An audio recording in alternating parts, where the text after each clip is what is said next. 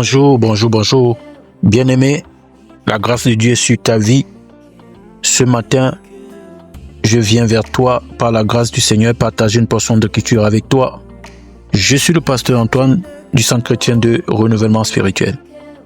Bien-aimé, je bénis le Seigneur pour ta vie, je bénis le Seigneur pour sa grâce abondante. Je bénis le Seigneur pour sa provision divine dans ta vie.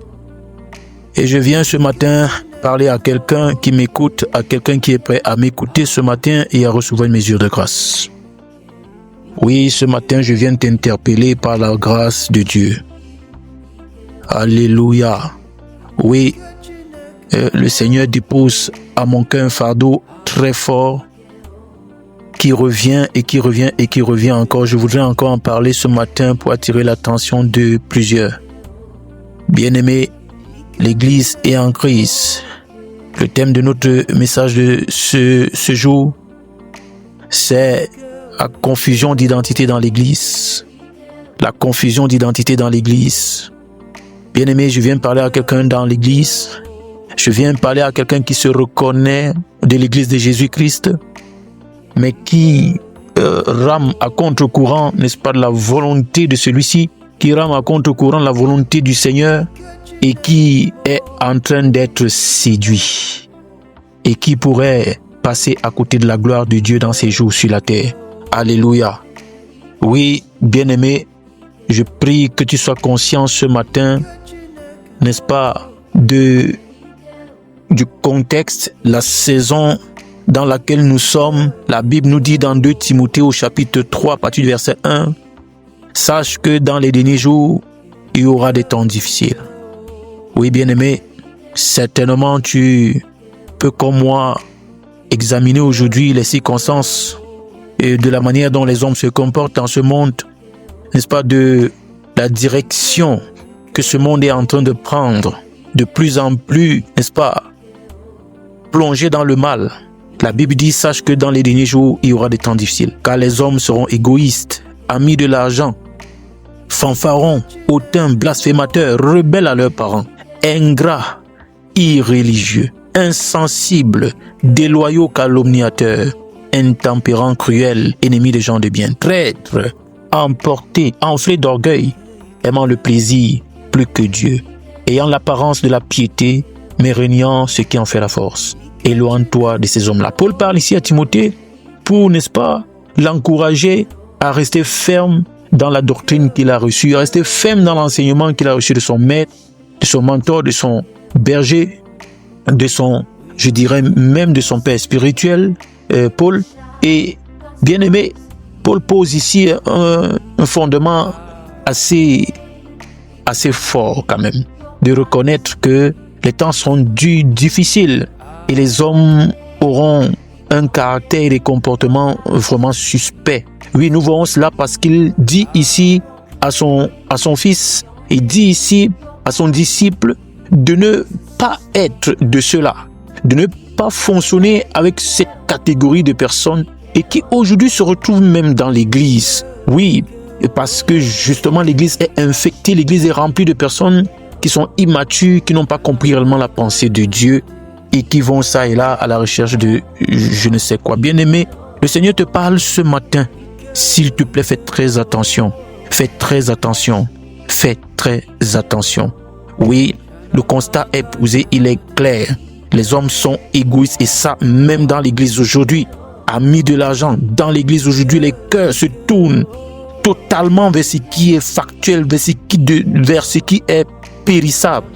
Les hommes s'affectionnent aux choses de la terre. Les hommes aujourd'hui, même dans l'église, n'est-ce pas, une catégorie de personnes se retrouvent dans l'église qui sont des fanfarons, des hautains, des blasphémateurs. Ils sont rebelles à leurs parents, qui sont ingrats et irréligieux, insensibles, déloyaux, calomniateurs, intempérants. Des hommes aujourd'hui qui sont ennemis de ceux qui veulent réellement vivre la véritable piété, ennemis des gens de bien, traîtres, emportés, enflés d'orgueil, aimant même le plaisir plus que Dieu, ayant l'apparence de la piété, mais régnant ce qui en fait la force. Aujourd'hui, c'est ce que nous vivons. Bien-aimé, je suis venu, n'est-ce pas, ce matin te dire que j'espère que tu n'es pas de ceux-là qui n'ont aucune véritable identité dans la foi. aucune véritable identité dans le corps de Christ, qui ne savent pas d'où ils viennent, qui ne savent pas de qui ils sont issus, qui n'ont aucune racine, aucun fondement, aucune véritable source, et qui vont ça et là, et qui ne savent pas exactement ce qu'ils recherchent eux-mêmes. Ils ne savent pas ce qu'ils recherchent. Ils sont perdus, ils sont égarés. Je ne sais pas qui t'a parlé comme ça. Je ne sais pas qui te parle. Je ne sais pas qui parle, n'est-ce pas, à tes oreilles, ton cœur. Je ne sais pas celui qui te séduit comme ça dans cette saison, mais tu ne dois pas te laisser faire. Tu ne dois pas te laisser faire. Tu dois sortir de cet embrigadement. Tu dois sortir de cet envoûtement. Tu ne peux pas continuer comme ça. Bien-aimé, toi qui évolue, n'est-ce pas, qui te dit chrétien, que tu dis enfant de Dieu, mais qui évolue de cette manière-là, qui évolue, n'est-ce pas, dans la traîtrise, tu n'as pas, n'est-ce pas, tu manques de loyauté, tu manques de fidélité dans tes convictions, dans la foi, dans ton assemblée, n'est-ce pas, dans tout ce que tu fais. Tu manques de stabilité, tu manques de fermeté dans la doctrine que tu as reçue, dans le message que tu as reçu, tu manques d'affection vis-à-vis de tes parents, tu manques, n'est-ce pas, d'attachement vis-à-vis de ton berger, vis-à-vis de ton maître, tu manques, n'est-ce pas, de stabilité. Écoute, tu es quelqu'un qui est en danger. Le diable, parce que certainement, c'est lui qui s'est levé contre toi pour te séduire et pour te faire du mal. Je viens avec un cri ce matin, un cri de cœur de Dieu pour te dire, il est temps de te repentir. Il est temps de te repentir. Écoute, la Bible dit dans 2 Timothée au chapitre 4, à partir du verset 1, je t'en conjure devant Dieu et devant Jésus-Christ pour dire à Timothée qu'il doit juger les vivants et les morts au nom de son apparition et de son royaume. Prêche la parole, insiste en toute occasion, favorable ou non. Reprends, censure, exhorte avec toute douceur et en instruisant, car il viendra un temps où les hommes ne supporteront pas la saine doctrine, mais ayant la démangeaison d'entendre des choses agréables, ils se donneront une foule de docteurs selon leur propre désir. Je ne sais pas si tu es de cette catégorie qui va d'une église à une autre, que tu te donnes, n'est-ce pas, une foule de docteurs, tu cherches un pasteur qui est à ton goût, tu cherches un père qui est à ton goût, tu cherches une église qui est à ton goût, tu cherches, n'est-ce pas, une assemblée qui est à ton goût, tu cherches un message qui est à ton goût, un message qui vient pour, n'est-ce pas, satisfaire à tes désirs charnels, qui vient satisfaire à ton ego, qui vient satisfaire à ton entendement, qui vient satisfaire à ton orgueil. Je ne sais pas ce que tu cherches. Je ne sais pas qui t'a fait ça, qui t'a séduit comme ça. Mais je te dis, le diable est certainement, je crois que le diable est certainement celui qui a travaillé comme ça pour te faire du mal. Bien-aimé, je prie que le Seigneur se souvienne de toi. Je prie que tu sois délivré, libéré de ces chaînes au nom de Jésus. Pourquoi? Parce qu'en réalité, pendant que ça se passe comme ça, tu es convaincu que tu es dans le plan de Dieu. Tu es convaincu que Dieu est avec toi. Tu es convaincu que Dieu va accomplir de grandes choses avec toi, mais pourtant tu n'as aucune vision. Tu n'as aucune vision.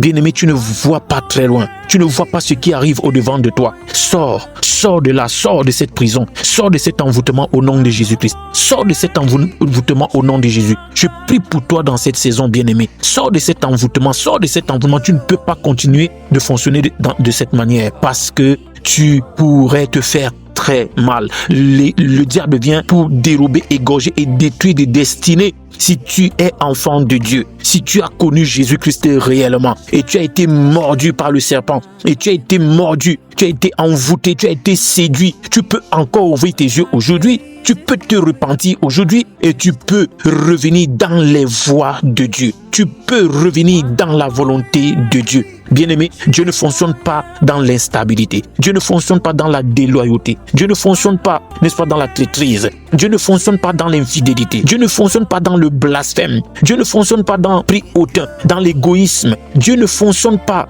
n'est-ce pas, dans des méthodes charnelles. Des méthodes charnelles où l'orgueil prend le pas, Bien-aimé, ne va pas te cacher dans une assemblée, ne va pas te cacher quelque part, ne va te cacher nulle part, parce que devant Dieu, tu n'es pas caché. Cherche Jésus-Christ. Si tu es réellement enfant de Dieu, cherche la lumière que tu as perdue. Cherche la lumière que tu as perdue, parce que ce que tu as là, c'est une apparence. Ce que tu vis là, c'est une apparence. Ce que tu es en train de vivre, ce que le diable t'a miroité, c'est une apparence. Tu n'es pas sûr de t'en sortir. La Bible dit ici, dans le livre des Psaumes, au chapitre 1, Alléluia, j'espère que tu es avec moi ce matin. J'espère que tu es avec moi ce matin. C'est un message pour toi. Toi qui m'écoutes et qui manque réellement de stabilité dans ta marche avec Dieu. Toi qui m'écoutes et qui n'est pas posé. Toi qui m'écoutes et qui n'a aucune vision devant toi. Toi qui m'écoutes et qui est dans la confusion, dont toi qui m'écoutes ce matin, et dont l'identité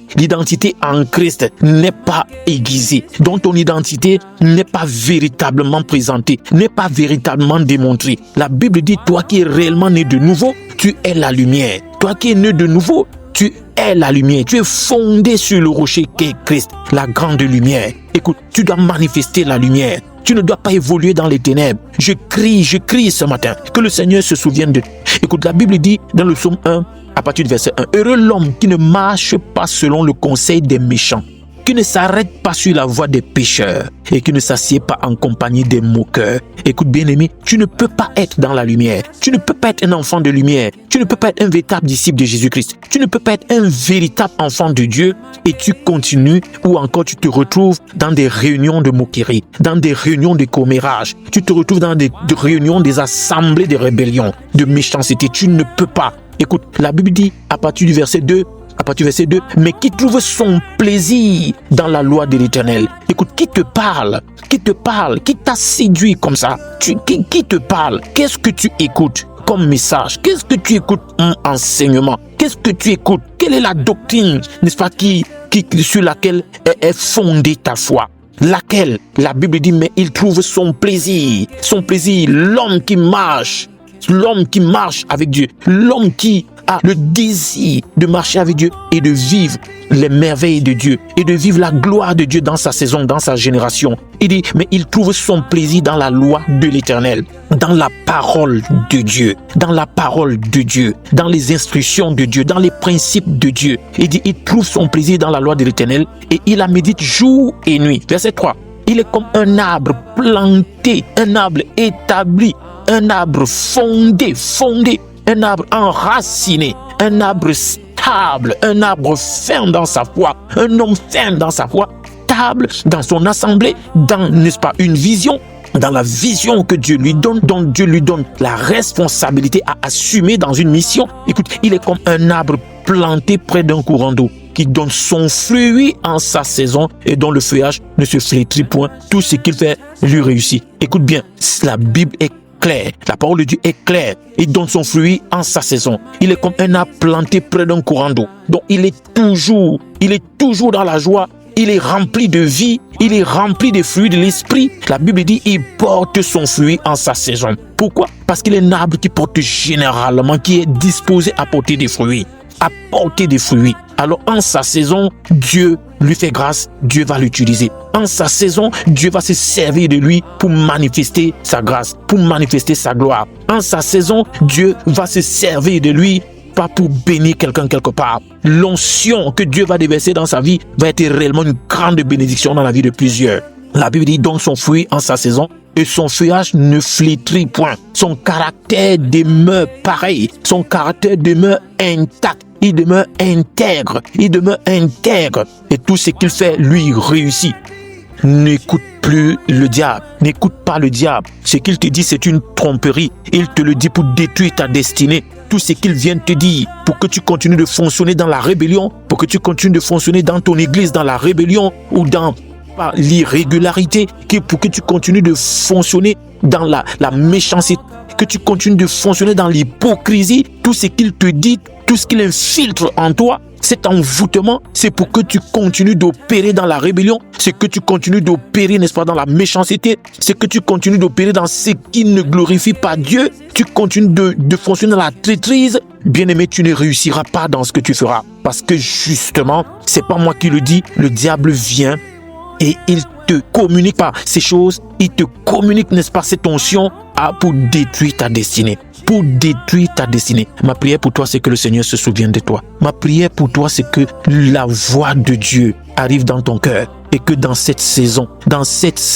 tu sortes de cet envoûtement. Tu retournes à ce qui est vrai. Tu retournes à ta source. Tu retournes à ce qui te bénit. Tu retournes à ce sur quoi Dieu t'a fondé et qui est, n'est-ce pas, la base de ton avenir, la base de ton appel, la base, n'est-ce pas, de ton ministère, la base de ce dont Dieu veut faire, Dieu veut réaliser avec toi. Que le Seigneur te fasse grâce, que le Seigneur se souvienne de toi.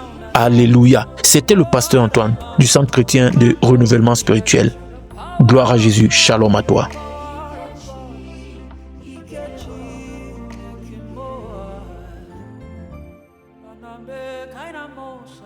baluka